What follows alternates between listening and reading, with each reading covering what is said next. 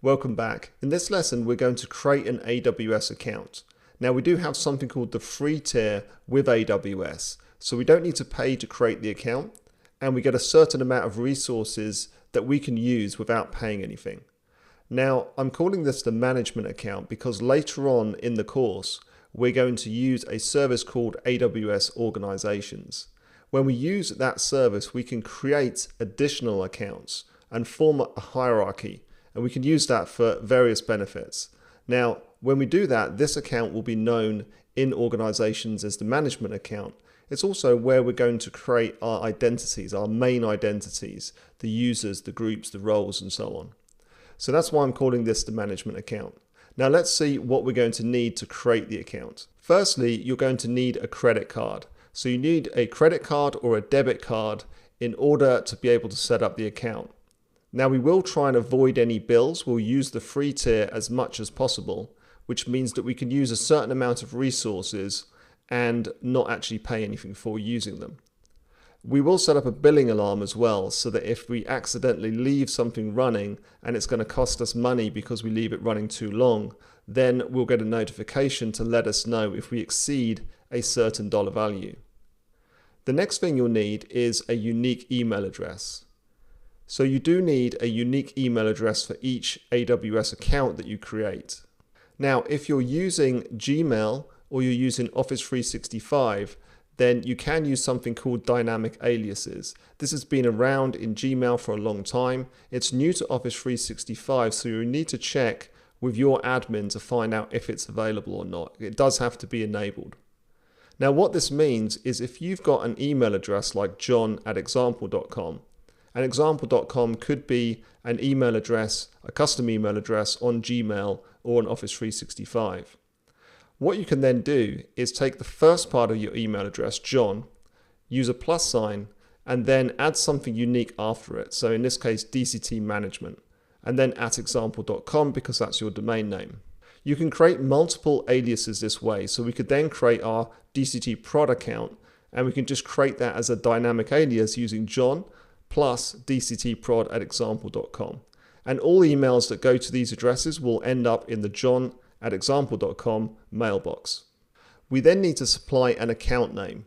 The account name doesn't have to be unique, but we will create something called an alias that we can log in with later on. And I like to keep mine consistent. So mine's going to be DCT-management. You should change yours to something unique. So perhaps change those first three letters to something that's unique to you. The last thing you're going to need is a phone on which you can receive an SMS text message. So as part of the process of signing up, you will need to verify that you are who you say you are. They do like to have a phone number on record. So you'll get sent a verification code and you'll have to enter that into the setup wizard to create your account. So that's all we need. We can go over to a web browser now and start setting up our account. I'm on Google. I'm just going to search for AWS free tier, hit enter, and the first option here is Amazon Web Services start with a free tier account. So let's choose this. Now you'll find that there's always free. So there are some services or some amount of usage that's always free. You get 12 months free when you create the account for certain services. And then sometimes there's some trials which are enabled as well. And you can see some of the examples here of what you're going to get with your free tier. So you get 750 hours of EC2 per month using a T2 micro or a T3 micro instance.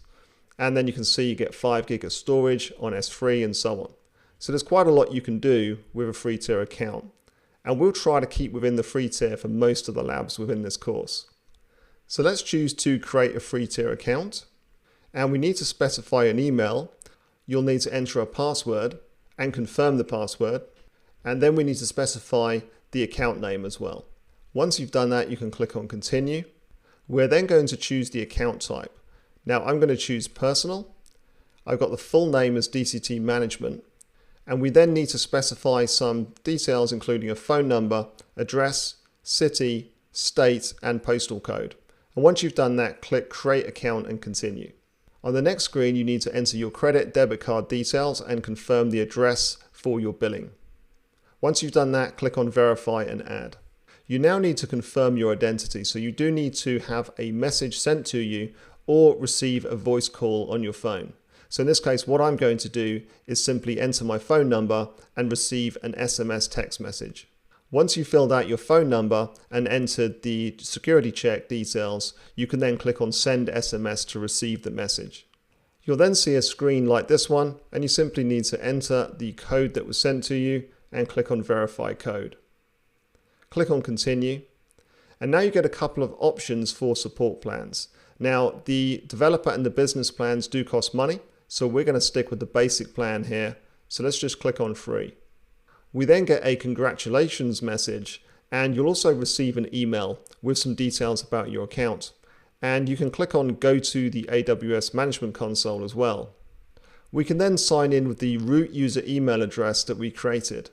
So what we need to do is click Sign in root user email, enter the email address we used to create the account, click on Next, and then enter our password, and click on Sign in. And that's it, we're now logged in to the management console for our AWS free tier account.